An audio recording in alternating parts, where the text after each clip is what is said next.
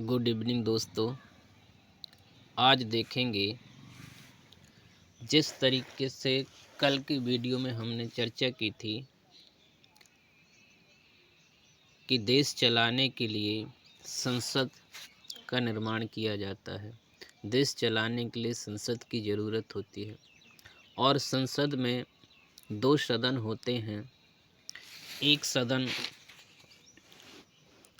उच्च सदन होता है जिसको राज्यसभा कहते हैं, और जैसे कि लिखा है कि देश चलाने के लिए संसद होती है और संसद में दो सदन होते हैं। एक उच्च सदन जिसको राज्यसभा कहते हैं, जिसको क्या कहते हैं, राज्यसभा कहते हैं। उच्च सदन के अंतर्गत राज्यसभा आती है। उसी तरीके से एक है लोकसभा, इसको निम्न सदन कहते हैं। ठीक है, ये लोकसभा का हमने ये चित्र बना के समझाया था कि ये संसद है, इसमें दो सदन लोकसभा और राज्यसभा।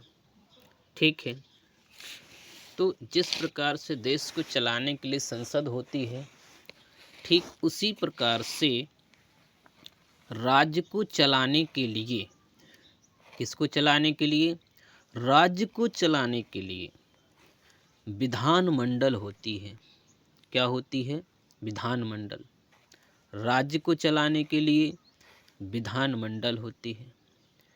जिस तरीके से संसद के दो सदन थे, कौन कौन? उच्च सदन और निम्न सदन।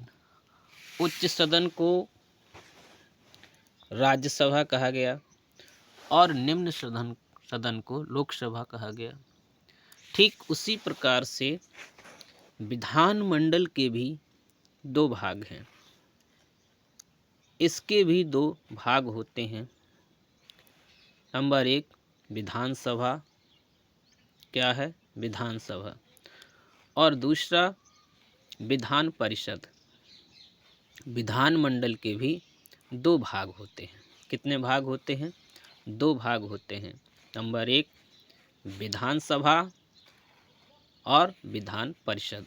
ठीक है, आगे देखते हैं। इस तरीके से समझते हैं। ये है विधानमंडल। विधानमंडल, तो विधानमंडल को दो भागों में बांटा गया। एक भाग विधानसभा, दूसरा विधान परिषद। ठीक है ना? जिस तरीके से लोकसभा में भी, जिस तरीके से संसद में लोकसभा में दो एंग्लो इंडियन को मनोनीत किया गया था राष्ट्रपति के द्वारा, और राज्यसभा में 12 एंग्लो इंडियन को राष्ट्रपति के द्वारा मनोनीत किया गया था, ठीक उसी प्रकार से यहाँ भी विधानसभा में एक एंग्लो इंडियन होता है जो राष्ट्रपति के चुनाव में भाग नहीं लेता है। जैसे कि लोकसभा और राज्यसभा के जो एंग्लो इंडियन हैं, वो मिलकर के जितने भी एंग्लो इंडियन हैं, 2 लोकसभा के, ठीक है ना, और 12 राज्यसभा के, मतलब 14 एंग्लो इंडियन राष्ट्रपति के चुनाव में भाग नहीं लेते हैं। ठीक उसी प्रकार से विधानसभा का जो एक एंग्लो इंडियन है, ये राष्ट्रपति के चुनाव में भाग नहीं लेता है। ठीक है, अब देखेंगे राष्ट्रपति के चुनाव में भाग नहीं लेता है ये एंग्लो इंडियन। राष्ट्रपति का चुनाव आनुपातिक प्रणाली, कैसे होता है? आनुपातिक प्रणाली एवं एकल संक्रमणीय प्रक्रिया द्वारा होता है। कैसा होता है? एकल संक्रमणीय प्रक्रिया के द्वारा होता है। कैसे होता है? राष्ट्रपति का चुनाव आनुपातिक प्रणाली एवं एकल संक्रमणीय प्रक्रिया द्वारा होता है। कैसे होता है? आइए समझते हैं। जैसे ए, बी, सी, ये 3 कैंडिडेट हैं। ये 3 कैंडिडेट हैं। कैंडिडेट मतलब 3 उम्मीदवार हैं।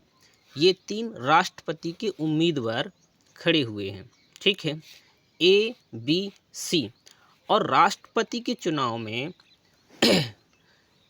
जो चुने हुए प्रतिनिधि होते हैं, निर्वाचक मंडल के जो चुने हुए प्रतिनिधि होते हैं, जो सांसद एमपी और विधायक होते हैं, वो ही राष्ट्रपति के चुनाव में वोट डालते हैं। मतलब निर्वाचक मंडल के जनता के द्वारा चुने हुए जो प्रतिनिधि होते हैं, वो ही राष्ट्रपति के चुनाव में वोट डालते हैं। उनको क्या कहा जाता है? निर्वाचक मंडल के सदस्य, है ना। निर्वाचक मंडल के सदस्य जो होते हैं उनको ही क्या कहा जाता है?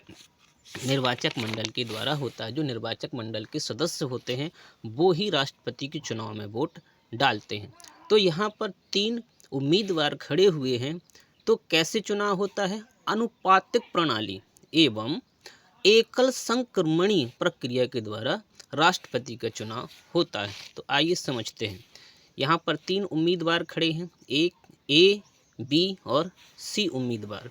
तो देखिए क्या होता है, जैसे एक व्यक्ति वोट देगा तो तीनों को देगा, तो वो अनुपात में देगा, वो रखेगा अनुपात में।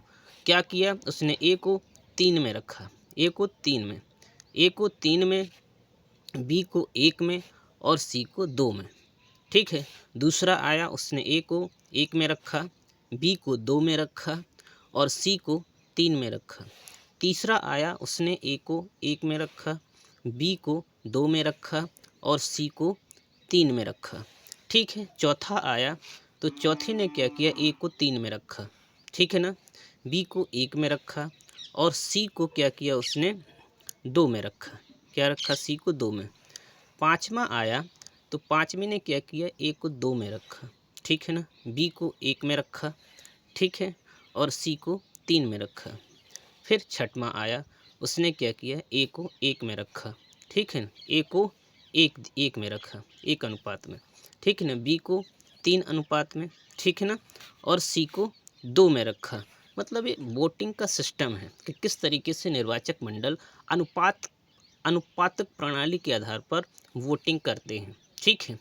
अब इनका अनुपात जो बनता है वो देखिए, यहाँ पर जब प्रथम चरण की मतगणना होती है, प्रथम चरण की मतगणना मतलब वोटों की गिनती।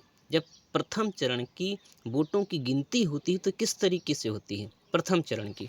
तो यहाँ पर देखेंगे प्रथम चरण में 1, 2, 3, तो यहाँ पर 3 मत मिले। A को कितने मत? 3 मत। 1, 2, 3 मत मिले। उसी प्रकार से B को 1, 2, 3, ये भी यहाँ 3, ये रहा 3 और ये रहा 3, ठीक। उसी प्रकार से B में यहाँ देखो ये है नहीं, तो इसका का 0। तो ये प्रथम मतगणना में, प्रथम चरण की मतगणना में ये क्या हो गया? बाहर हो गया, ये आउट हो गया, ठीक। अब देखेंगे इन दोनों की नंबर बराबर है, दोनों को बराबर मत मिले हैं, ठीक है, तो दोनों बराबर हैं। अब होगी द्वितीय चरण की मतगणना। तो द्वितीय चरण की मतगणना में किसको गिनेंगे? 2 को। तो देखो यहाँ पर 2 है, 2 मतलब 1, ठीक है। ठीक उसी प्रकार से बी का देखेंगे 2, 2, 2 बार आया, ठीक है ना, तो इसका 2 अनुपात। तो यहाँ देखिए द्वितीय चरण की मतगणना के आधार पर ये जो बी उम्मीदवार है, जो बी कैंडिडेट है, ये राष्ट्रपति का चुनाव जीत गया। कैसे जीता? बी कैसे जीता? दूसरे चरण की मतगणना के आधार पर बी चुनाव जीत गया। इस प्रकार से राष्ट्रपति का चुनाव होता है। कैसे होता है राष्ट्रपति का चुनाव? अनुपातिक प्रणाली एवं एकल संक्रमणीय प्रक्रिया के द्वारा होता है। थैंक यू दोस्तों, आगे कल देखेंगे।